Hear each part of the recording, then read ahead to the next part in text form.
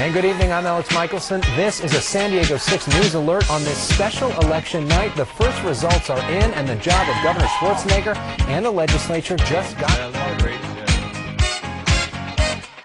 Positions 1A through 1E appear to be headed for defeat, and the state needs to find $20 billion or more to cut.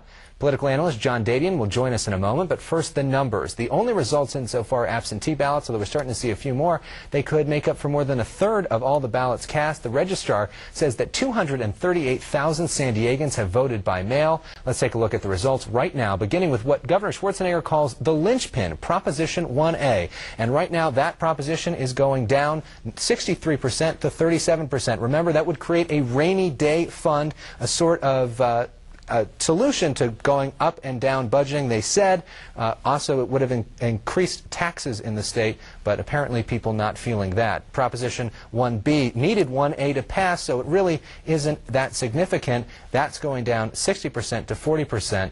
In Proposition 1C, which was about lottery modernization, to borrow $5 billion from the lottery fund, that right now going down by similar numbers, 61% to 39%. 1D was looking at children's services to reallocate some money that was going to children's health towards the general fund. That, similar numbers there, 62% to 38%. 1E, a similar reallocation. This time it was mental health.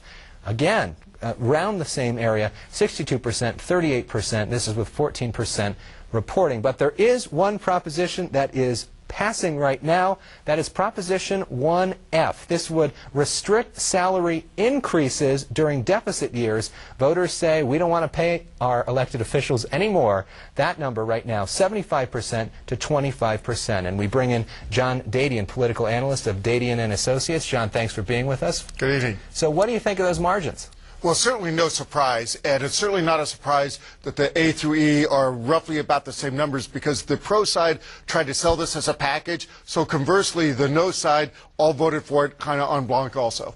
And, I mean, what do you make, the 30%, who is that 30%, I guess, that's voting for it? Well, again, there's a lot of people out there, not necessarily just lower income, but there's a lot of people that realize that if these didn't pass, there will be very draconian budget cuts, and it's going to hurt a lot of the working poor, a lot of people who depend on the state for services. So that is the question now, because it appears that, as expected, these are not going to pass. It would be shocking if we got more results to overturn that big of a margin. So what happens next? Well, probably what happens is the governor, most of the day, he was out of the state. He's flying back supposedly this evening, and he will probably within a week, if not sooner, call for a special session to discuss the budget, because they are going to have to literally get out the scalpel and start cutting. What kind of things could we see? Oh, everything. Everything basically will be on the table. He's talking about things that are really scaring people, especially local governments, such as releasing prisoners. You know, they say it's going to be the nonviolent ones. You just don't know. But I guess the phrase is everything will be on the table. Prison reform, education, all of that has to be looked at. He said releasing illegal immigrants from prison. He also said potentially cutting the school year down by 7.5 days. A lot of foes said those are really extreme measures that he's using to scare people into voting for the propositions. But do you think that they're likely or could happen? I do think they absolutely could happen, because, again, I don't want to sound glib on this, but the phrase that I've used repeatedly during this campaign season, a billion here, a billion there, you're talking about real money. There's only so much you can do by tightening the belt before you actually start cutting these very needed programs, but unfortunately they're the only things left to cut. We saw the legislature take months and months and months to come to this compromise to close that $42 billion budget shortfall. How are they going to come to a sort of compromise now when it seems to be even more impending and more needed? Again, the proverbial, their backs are against the wall. They literally have no choice at this point. And you might see for the first time in many years in the California state legislature good bipartisan work. Maybe I'm being a little too hopeful, but they really need to do that. Bipartisanship? Well, right. In the sense that the governor is using the term, he used the term linchpin for the initiative. He's using the term lockdown for any special budget session. And when you're locked down with your colleagues, it gets time goes by very slowly. Now, speaking of the governor himself, we know in 2005 he tried to put propositions out. They all went down. People thought his political career was essentially over. He ended up coming back and winning the governorship again the next year. But is Governor Schwarzenegger's power as California governor essentially over after this? Oh, I wouldn't say it's over, but it's clearly diluted. Again, one of the things that he has as the chief executive of the state, he clearly has a bully pulpit, and clearly he has the veto pen, so he absolutely has a lot of power over the legislature. But again, the legislature is a party opposite of his, so that's where all the gridlock has happened. And so how does he reinvent himself? We saw him today in Washington. We're seeing him there with the governor of Massachusetts, Deval Patrick, talking about some energy policies. Interesting he wasn't here in California on the day of the propositions, but does he go towards this green technology as his legacy? I mean, what do you see him doing next? Well, the legacy is pretty much, it's not going to be pretty, because the last remainder of his term, about a year and a half, is going to be mired in the not fun part of politics, of the minutia of cutting, of having people, upset at you. So that's really, unfortunately, going to be the legacy. There's only so much you can do on green technology. Well, part of this discussion is maybe there needs to be some sort of dramatic reform in Sacramento. We've talked about that some. Some of our fans on Facebook have talked about that. We're asking you to share your questions and comments with us through Facebook and Twitter. Just go to san-diego6.com and click on Follow Us to join in on the conversation. We're going to be reading your comments at 10:30, and we're going to read some of them right now. Let's read Jason Moreland Bosconcillo, who wrote on Facebook, "I don't bother even voting since the props are nothing more than a Band-Aid on the very real problems that this state has. We need to have a constitutional convention so that we can get rid of the 2/3 majority needed to pass a real budget and real tax plan." On that 2/3 point, California, the only state in the union that requires 2/3 of the legislature to come together to vote for a budget and to vote for tax increases. We're the only one that has that. People are talking about we need some sort of convention to make that go away. How possible is that?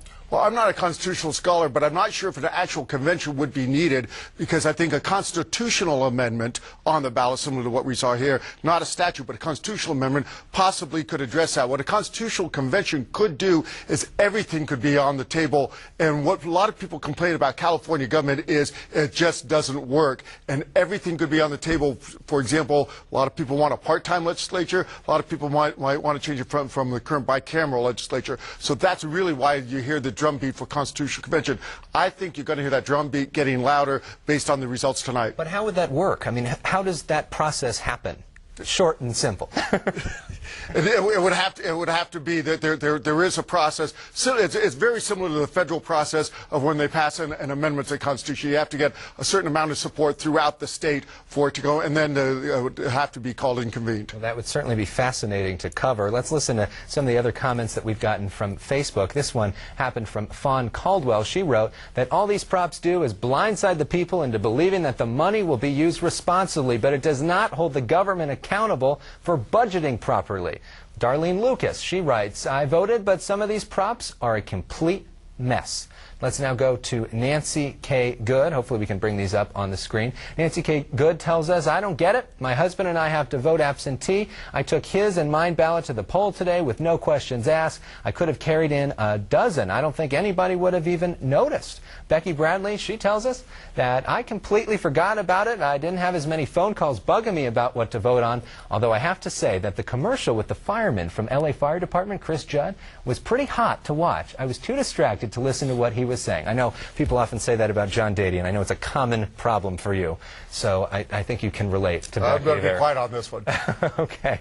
So the big question now is, what are we going to look for? And even the next few hours, what are we going to look for tonight from different pros or cons? I mean, it's interesting that we don't see more politicians out there, isn't it? Well, again, you talked about the governor's legacy. He really was the poster boy for these initiatives. He stuck his neck way out, and you really didn't see any other legislators. You didn't see anybody else named really. They were kind of give him a little support behind the scenes, but it was a governor who was way out front there. That's the good news and the bad news. If you win, he looked like a savior. He didn't win. He looks like the one who really did not read his constituents very well this evening. Well, he is in Washington tonight. He'll be coming back here tomorrow to start the process of budgeting. We're going to be talking more about him at 10:30. We're also going to hear from some of the people that were in favor of this, including Richard Ryder of the San Diego Tax Fighters. That's when John's going to be back with us at 10:30, immediately following our newscast. Look for that coming up later. Also, stay tuned for the news at 10 o'clock and, of course, 11 and 11. For now, thanks for being with us. I'm Alex Michelson. For all of us at San Diego 6, thanks for watching. We'll see you soon.